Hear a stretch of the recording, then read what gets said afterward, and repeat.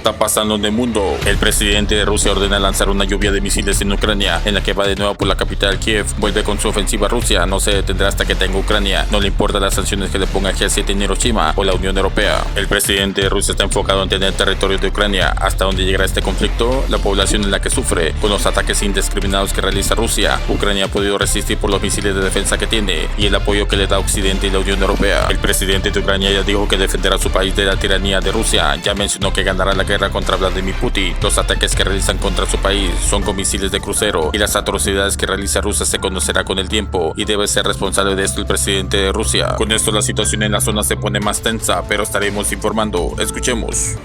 En Kiev, la ola de ataques con misiles rusos este mes ha sido sin precedentes. Así lo dijeron al menos las autoridades de la ciudad este jueves. Ucrania dijo que sus defensas aéreas interceptaron 29 de los 30 misiles de crucero lanzados por Rusia durante la noche en ciudades de todo el país. Vamos a hablar con nuestro compañero José Levi en Jerusalén. José, buenas tardes para ti.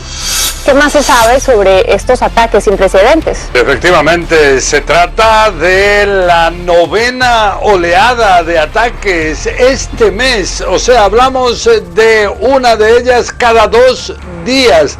Y esto cuando el centro de los ataques sigue siendo la capital ucraniana, Kiev.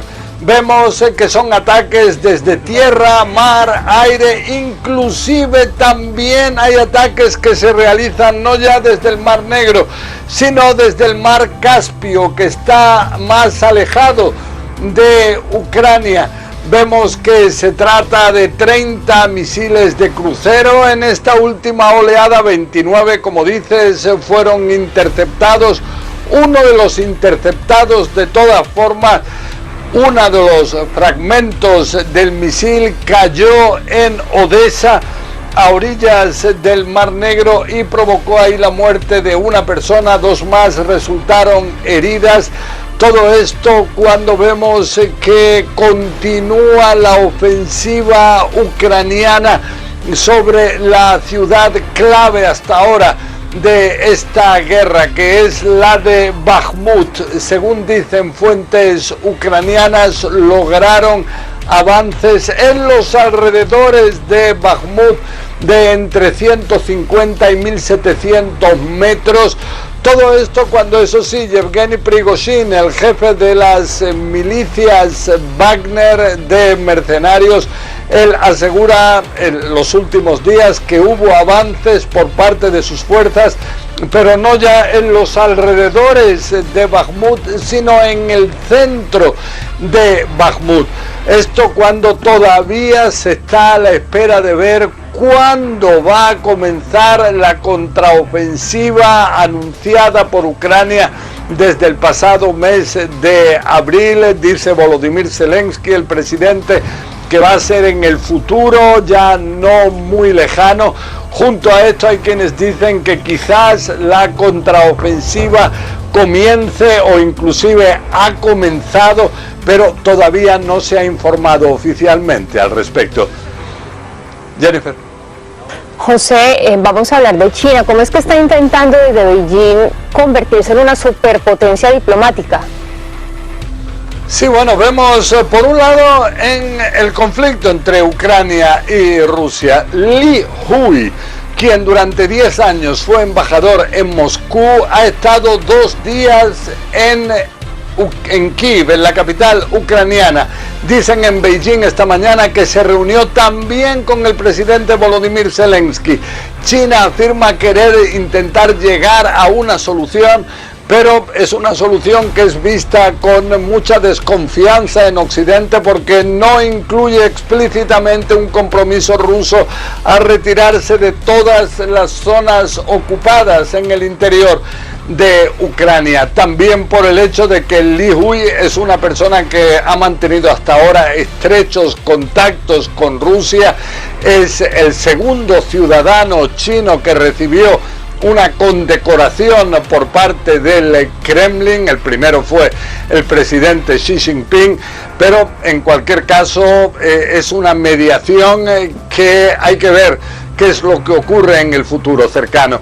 Esto cuando vemos que, como decías, China efectivamente cada vez intenta un papel más de superpotencia, ha convocado hoy una cumbre, una conferencia en la ciudad de Xi'an, en China, en la cual participan no solamente Xi Jinping, sino también los líderes de países como Turkmenistán, Kirguistán, Kazajistán y otros países que en el pasado fueron de la Unión Soviética, que estaban bajo la influencia de Moscú, pero que ven ahora a Moscú de alguna manera debilitada e intentan encontrar alternativas cuando Beijing aparentemente está interesada en convertirse en superpotencia también a nivel diplomático. Tienda que tiene mucho para cortar, pero mucha tela que cortar, pero antes entremos un poco por orden, ¿no?, en lo que está sucediendo en Estados Unidos y lo que está sucediendo en la guerra de Ucrania. ¿Cuáles son el último momento en la guerra de Ucrania, sobre todo siendo ese cisne blanco-negro que está jugando en la fotografía económica, esa contraofensiva y esa opción de que con la contraofensiva o con toda la fotografía como nos queda en los próximos meses pueda haber una mesa de negociación de paz una vez que se hayan vuelto a alinear, ¿no?, los dos ejércitos en el territorio de Ucrania? ¿Cuál es el momento actual, Lorenzo? Ha habido muchas novedades este fin de semana, te lo planteaba, ¿no?, cuando el fin de semana te mandaba algunas ideas para poder hablar hoy esta mañana. Realmente ha habido muchos acontecimientos. Todavía cuando te planteaba los temas a tratar esta mañana no sabía que había intervenido Zelensky. Zelensky ha anunciado una contraofensiva ya en mayo o en junio, dice él, y este anuncio a muchos no entienden realmente. Dicen, bueno, si vas a hacer una contraofensiva no lo anuncies, ¿no? Se trata de que pues tú vayas a hacer tus operaciones militares y evidentemente, igual que los anuncios en medios occidentales, pues también lo van a conocer los rusos. Pero todo esto viene por unas informaciones que han aparecido en prensa ucraniana que rebajan las expectativas de esa contraofensiva, citando además al Washington Post, que ha hablado con el ministro de Defensa del país, con Alexei Reznikov, el nuevo ministro de Defensa. Recordemos que el anterior lo tuvieron que echar por meter la mano en la caja y por inflar los precios, entre otras cosas, de los alimentos de las tropas que estaban en el frente. Y este tipo indica textualmente que las expectativas de la operación de contraofensiva ucraniana están sobrevaloradas en el mundo. Este hombre teme que sea cual sea la actividad del ejército ucraniano en las próximas semanas, en los próximos meses, en ningún momento llegue a los niveles de expectativas que se están planteando en determinados medios de propaganda occidentales. La mayoría de la gente, dice él, espera algo enorme, lo cual podría provocar, dice él, también una decepción emocional, lo cual ilustra bien a qué punto estamos, ¿no?, de esta guerra o de esta fase de la guerra. Muchos funcionarios del gobierno de Kiev temen que si los ucranianos se quedan cortos, pues el país pueda perder una parte de la ayuda militar internacional y sobre todo el dinero que se está enviando a expuertas, que eso es lo que en estos momentos preocupa mucho más al gobierno ucraniano, mucho más que el futuro de sus soldados. Ya recordemos que Zelensky dejó muy claro que la guerra seguiría hasta que muriera el último ucraniano. Los mandos militares de Ucrania ya llevan tiempo expresando su malestar con esa política que está adoptando Kiev, incluso mandando soldados prácticamente sin preparación a morir directamente al frente. Y aquí pues hay unas nuevas presiones para entablar conversaciones con Moscú en una mesa de negociaciones, como bien comentabas antes, conversaciones que implicarían casi con toda seguridad ceder las exigencias rusas de una cesión negociada de territorio que hasta ahora pues el presidente Zelensky había calificado de inaceptable. Mientras todo esto sucede, el ejército ruso empieza a usar misiles hipersónicos, las famosas dagas, que son como los llaman ellos, estos misiles.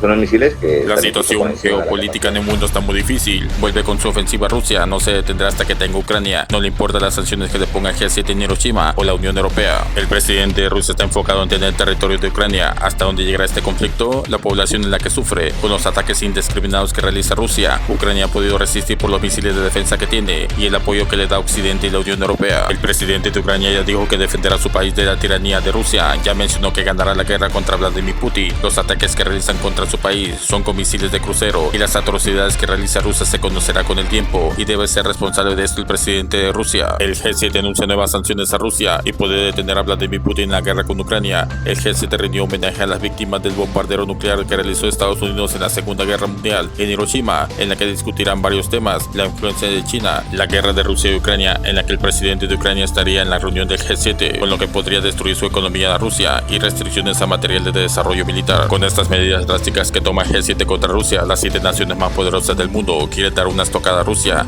No dejarán a Ucrania en apoyarla en económico y militar, y no será una victoria para Vladimir Putin. ¿Cuál será la reacción de Rusia a estos anuncios? ¿Qué tanto podría afectarlo a no poder realizar transacciones en el comercio internacional? Te invito a ver el video. Ha comenzado la cumbre del G7 en Hiroshima, Japón. Ya mandaron los anuncios que realizarán contra Rusia para frenar y debilitar su capacidad militar y económica. Con estas nuevas sanciones tratarán que Vladimir Putin termine el conflicto con Ucrania y sacarlo del sistema financiero internacional, con lo que podría destruir su economía a Rusia, y restricciones a materiales de desarrollo militar. Con estas medidas drásticas que toma G7 contra Rusia, las 7 naciones más poderosas del mundo quieren dar una estocada a Rusia. No dejarán a Ucrania en apoyarla en económico y militar, y no será una victoria para Vladimir Putin. ¿Cuál será la reacción de Rusia a estos anuncios? ¿Qué tanto podría afectarlo a no poder realizar transacciones en el comercio internacional y salir del sistema financiero internacional? No te pierdas próximos videos, suscríbete y escribe tus comentarios cómo ve la situación y activa la campanita. Gracias.